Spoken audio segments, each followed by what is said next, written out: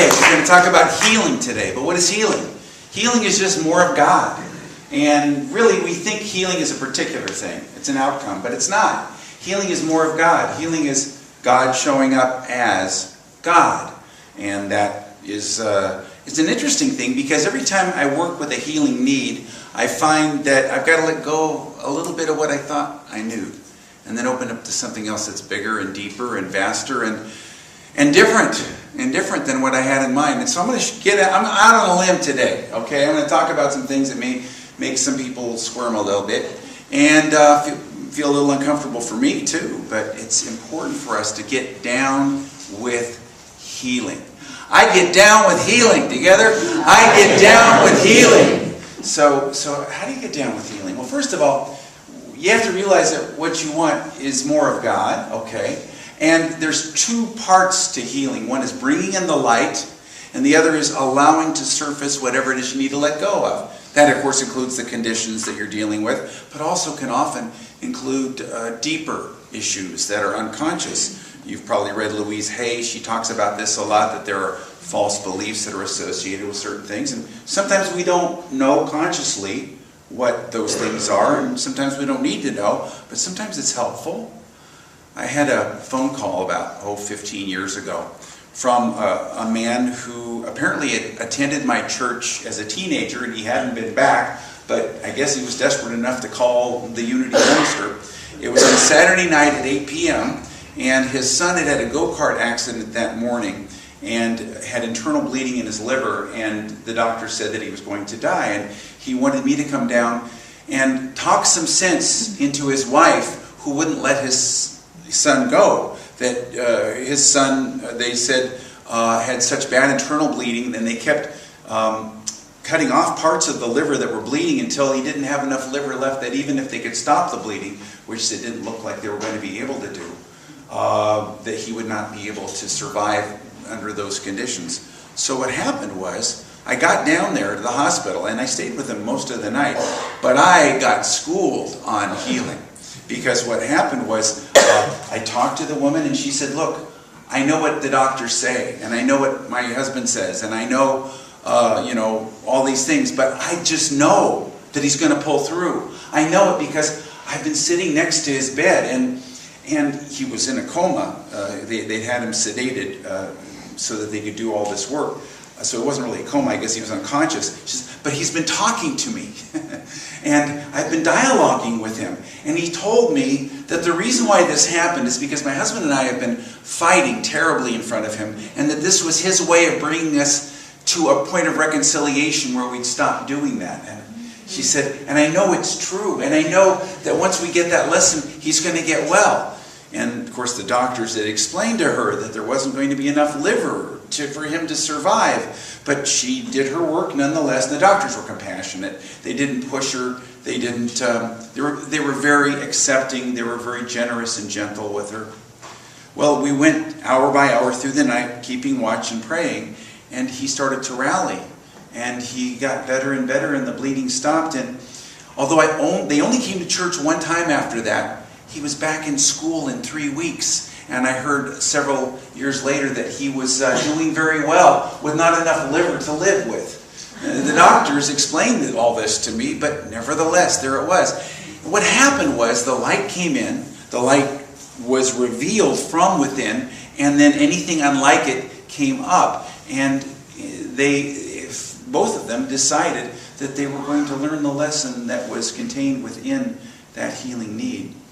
For many of us, we don't know consciously what brings these things about, but there is such a powerful, powerful energy with light.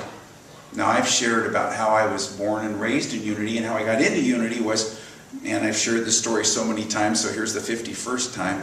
My sister was born with birth defects where her bones came out this way instead of down from her pelvis, and they told my parents that she would never walk, and that was the best they could hope for. Well, my mom was raised in a very traditional, very conservative background as a Baptist or a Methodist, depending on what town her father, who worked for the railroad, was stationed in. She said the only difference was that in the first one you got dunked, the second one you got sprinkled, but it had the same belief system. So, and then my dad was raised by, he was baptized Catholic, but he was raised by Christian scientists, and one of his aunts was a Christian Science practitioner.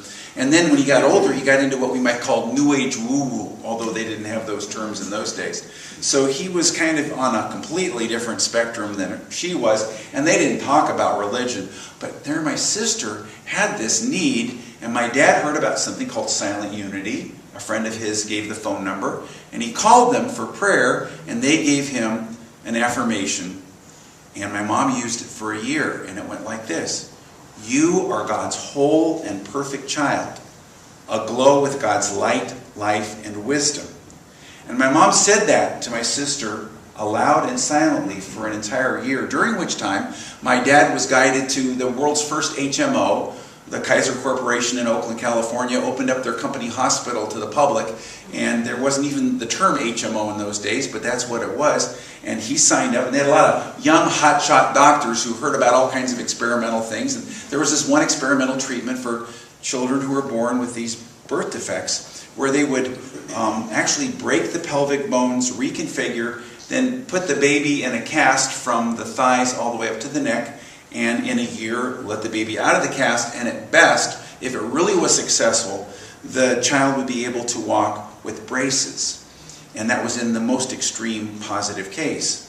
When my mom did this work, and my sister would scoot around on the ground on a makeshift skateboard, instead of learning how to crawl, she learned how to roll around on the floor. My mom would say this over and over again to her.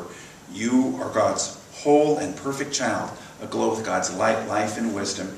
And when, after a year, they removed the cast, and she got the use of her muscles back, because of course they would atrophy during that period of time, she was totally normal, and she's never had any side effects. And the doctor said that was purely the prayer, because it wasn't part of the medical treatment.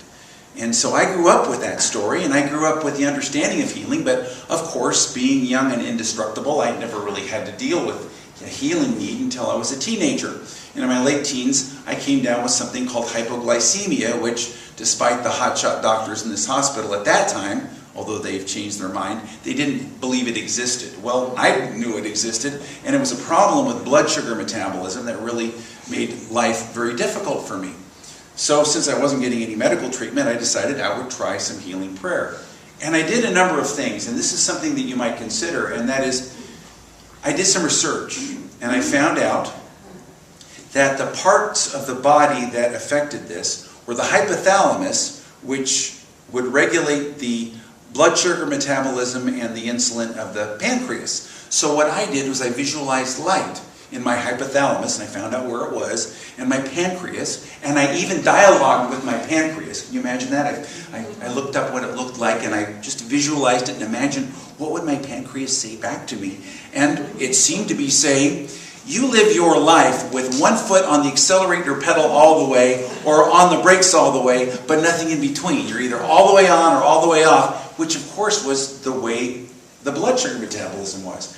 And so I changed my way of living and lived my life in a little bit more smooth and flowing way without the extremes. And then I found out, and I did some visualization. I visualized a thermostat, since this was the blood sugar metabolism thermostat that was out of kilter, being repaired. I visualized the chart of the blood sugar being shifted from the hypoglycemia to a normal kind, which was more even. And I also changed my diet a little bit, and started carrying bananas around with me, and snacking so that I wouldn't have crashes and all those kind of things. And it took 2 years. It took 2 years, and I finally got over it. During that 2-year period, I would take 2 steps forward in the healing and then 1 step back. So it would get better, and then a little worse, and then better, and then a little worse, until I had my complete healing. So I learned a lot about healing in that experience. And I learned that it's not like zapping it with a remote control. You know, it's not something that happens all at once necessarily, and you have to work with it as a process. Okay? Then I got involved in a meditation group right after that, and in the meditation group, the person who led it taught a method of healing that used 3 things. The first was progressive relaxation, And isn't it true that when you relax, your body already knows? The divine intelligence in the body knows how to heal you. So just by relaxing, that's a healing power that frees that natural tendency towards healing in your body. The second thing was affirmations of divine order. Divine order. Now, divine order is an affirmation that Unity uses, and it's one that is so wonderful because it aligns us with the implicate order in the universe. The universe is already in divine order, and we just need to lift up to that level. You know, James Zillett Freeman, the poet laureate of Unity, who ran Silent Unity for years, said the most wonderful thing about divine order, and I wrote it down. He said, "I know of no prayer that has more power than divine order. I use it when I'm looking for a parking space, a lost object, trying to get a bulky machine to work, blessing an inharmonious situation, blessing an irate person, most likely me, and in innumerable other instances." And there's no question that I use these words, divine order, as almost a spell, but there's also no question that these words seem to have a magic power. They work. I've seen lawnmowers start, machine parts slide into place, taxi cabs appear in improbable places, and rain falls, sometimes to my wide-eyed astonishment. And sometimes when I've used this word, this simple prayer, divine order, I felt like the preacher who came upon a young man who was cursing and kicking a tire that wouldn't come off a wheel. Now the preacher admonished the young man, "Pray rather than curse." So the young man agreed, and as they were praying, the tire just gently slipped quietly off the wheel, and then the preacher cursed in astonishment. Divine order is now established. Together, divine order is now established. So this is a powerful method. Divine order. And then the third part was visualizing light. The light of the Christ, the light of God, shining forth. And isn't it wonderful that the whole universe, the whole creation, begins with the idea of let there be light. And so when we align with that divine light, we're really tapping into the power of creation itself. Well, I used this method and had all kinds of wonderful experiences, but the most dramatic is one that probably is going to disturb some people. But in 1972, I was at the Young Adults Retreat at Unity Village, and a friend of mine told me that this other guy, who I didn't really know, was going to take LSD at the closing circle. Okay, well, that was very important that I knew that, because this guy ended up having a psychotic break and was screaming and yelling bloody murder and all kinds of things and writhing on the ground, and it was awful. He was not having a pleasant experience. But because I knew what was going on with him, I laid him down, and I held onto his hand and silently did this method of healing, moving with the mental level, the emotional level, the energetic level, and the physical level, relaxation, divine order, divine light. And he calmed down more and more and more until some guy came up to him and started shaking him and like staring at him. And I said, "Don't touch him." And he said, "I can do what I want to do." And he started doing it. And the guy who was out of it, of course, opened his eyes, looked right at him and says, "Don't touch me." And then went back into his state. So the guy was kind of offended and wandered on. This guy ended up being completely normal. He said later it all left him, all of the drug, and everybody led him back to his bed, and he took a nap, and he was perfectly fine. It was a powerful experience. It was an experience that really led me to, in my first church, we only had one service, and so before that service, I'd lead a half-hour meditation using this method of healing. Well, Edwene Gaines came to speak at that church, and she came to that particular meditation, and she came up to me afterwards, and she looked right through me, as she has many times, and she said, "Greg, this is going to be an important thing, the most important thing in your ministry. You need to record this and get Unity to publish it." Well, I recorded it, and there was a television program called There Is a Way in Southern California, where I was, that had actually better ratings than the Today Show, and I went on the air with it. Oh, and I didn't tell this at 9 o'clock. The night before I was going to talk about it, I had the worst case of fright of my life, and I didn't think I was going to be able to make it for the taping. But I listened to my recording over and over and over all night. I didn't sleep one bit, but I was well in the morning. Now, I watched myself later, and I didn't look at my best, but it wasn't because of sickness, it was because I was tired.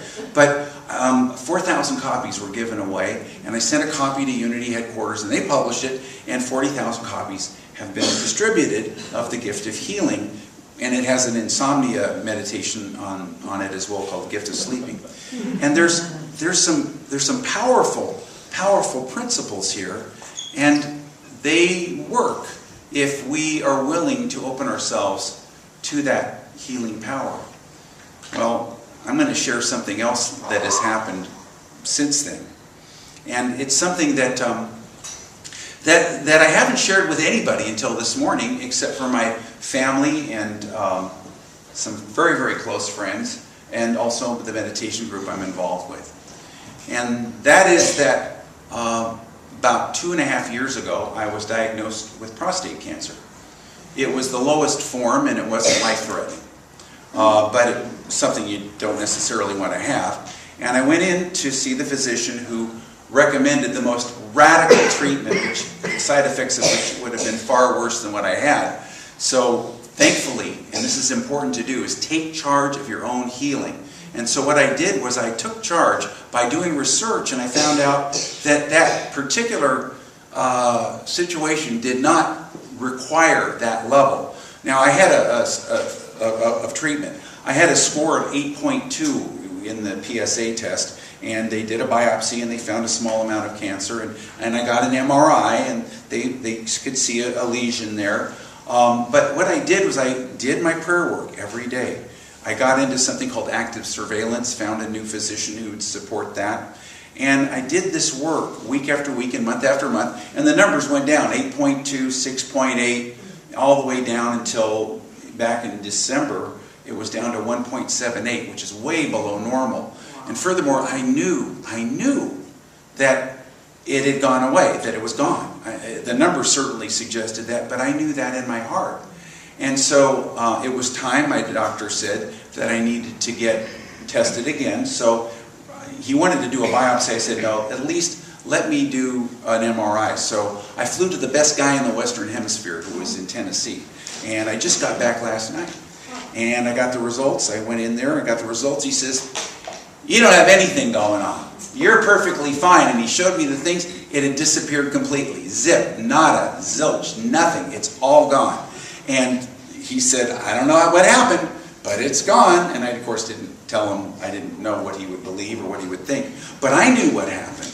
And I'm sharing this with you because that was a healing journey. And I used the prayer of divine order. I used the prayer of light. I used the progressive relaxation. And I did this spiritual work. Now, I'm sharing this with you for this reason. Healing is not about getting a result. I'm going to say that again. Healing is not about getting a specific result. It's about more of God. And more of God can show up in any number of ways.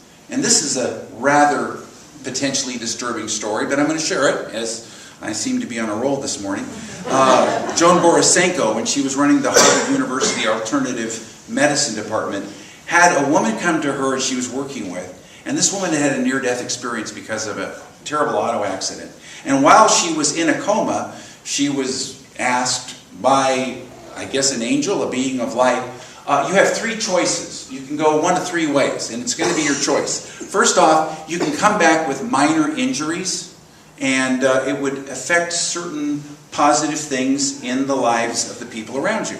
The second thing is that you can come back with massive injuries, brain damage, and be in a vegetative state for the rest of your life, and that would also have certain beneficial effects for the people around you.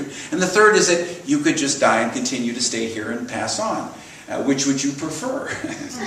Well, Joan Borisenko said, I don't understand this. First of all, I can understand making choices and all that, but why would anyone choose to come back in a coma in a vegetative state? And she said, well, in that lofty consciousness, you realize that this life that we live is like a twinkling of an eye. And that really what matters for ourselves and for the people around us is the spiritual growth that we go through, not the outcomes that we have. And I was actually shown all the significant people in my life and what their lives would be like, kind of like the movie It's a Wonderful Life, if I made this choice or this choice, or this choice. And I determined that the benefit of my being in a vegetative state wasn't sufficient. So I came back with minor injuries, and she said that was my choice. Now, I'm sharing this with you. You might find this completely bizarre. It does sound a little strange, doesn't it? But it makes a point. And the point is that healing is not an outcome. It is a consciousness of more God.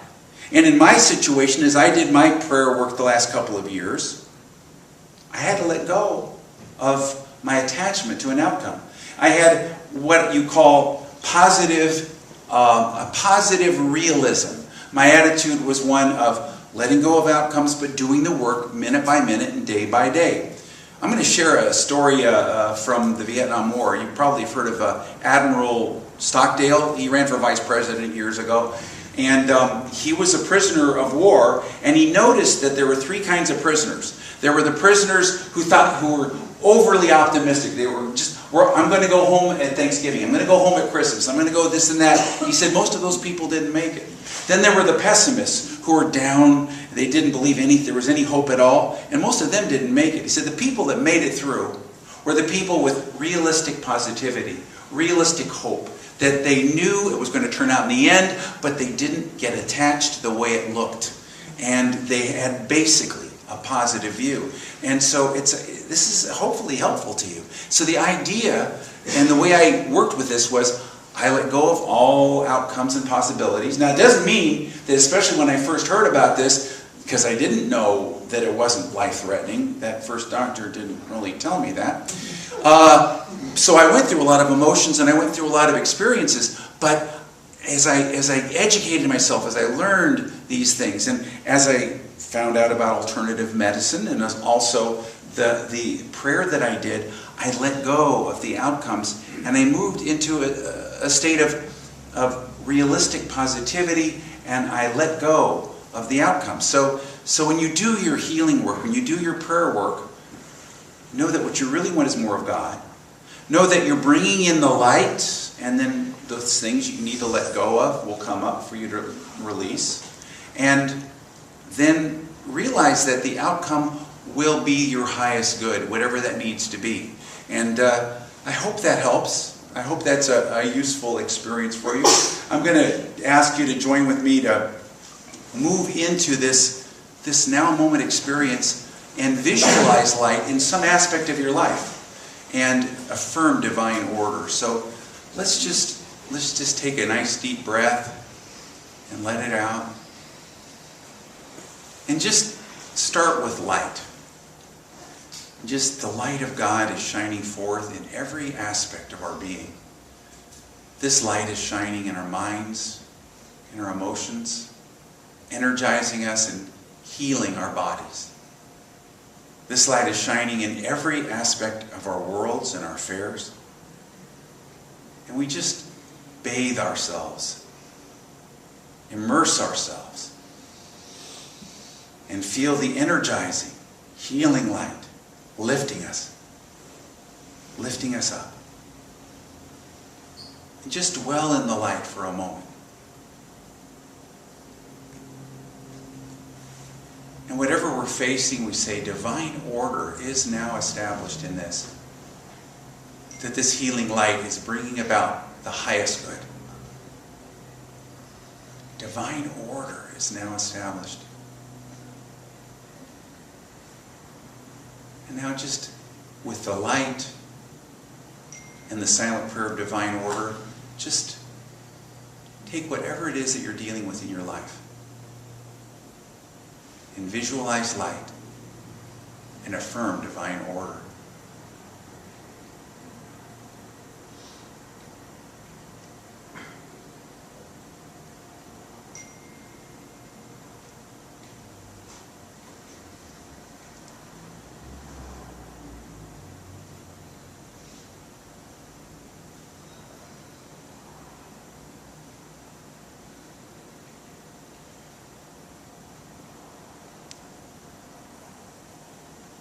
We let go, and we let go into the light. We let go into divine order, and we say, thank you, God.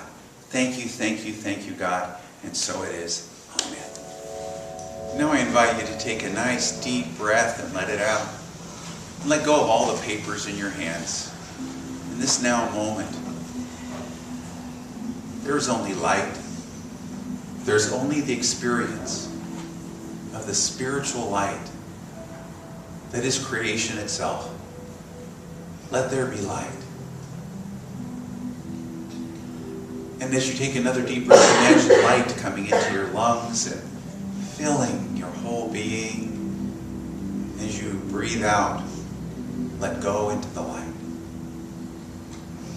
And in this now moment, that spiritual energy of light is shining forth in every atom, molecule, and cell of your body.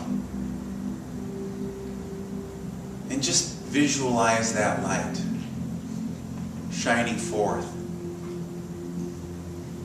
especially in those parts of the body that need healing. See in the very center of every cell, every atom,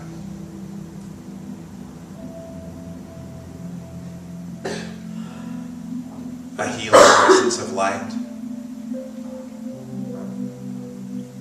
an awareness of light, and feel it at your deepest, innermost being. Imagine this light now moving out and surrounding you with a bright emanation.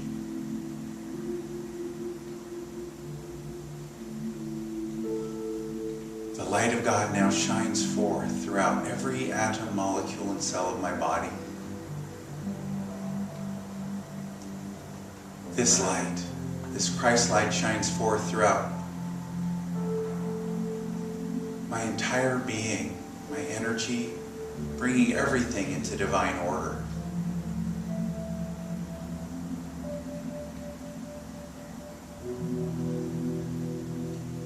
I see and I visualize this God light lifting up my emotions, clarifying and healing all my feelings.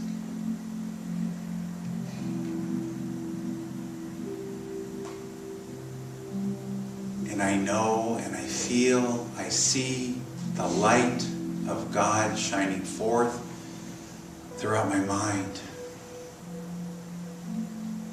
and in all my affairs.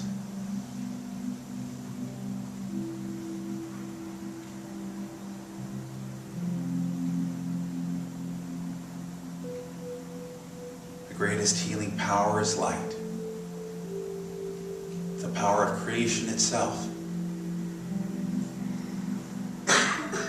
Let there be light. Let there be light.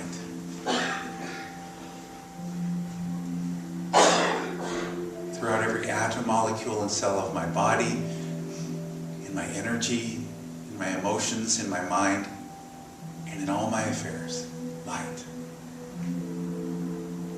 And let divine order be established.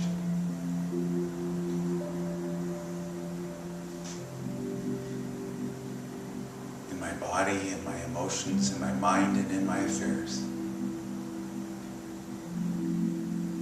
I align. I am healed.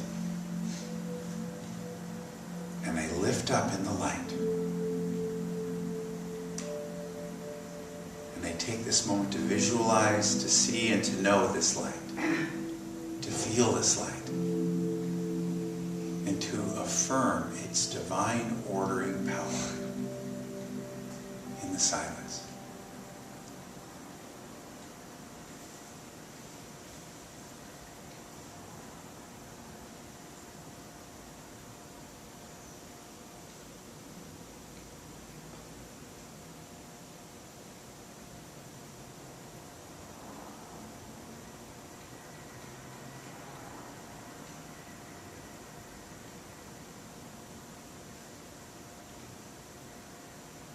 This light, this healing light, is shining forth, bringing about divine order, right outcomes. I am God's whole and perfect child, aglow with God's light, life, and wisdom. And I say thank you, God. And And so it is. All right, so our offering statement is, I give in the spirit of healing and I receive abundantly. Together, I give in the spirit of healing and I receive abundantly. And silently. And again aloud together. I give in the spirit of healing and I receive abundantly. And so it is.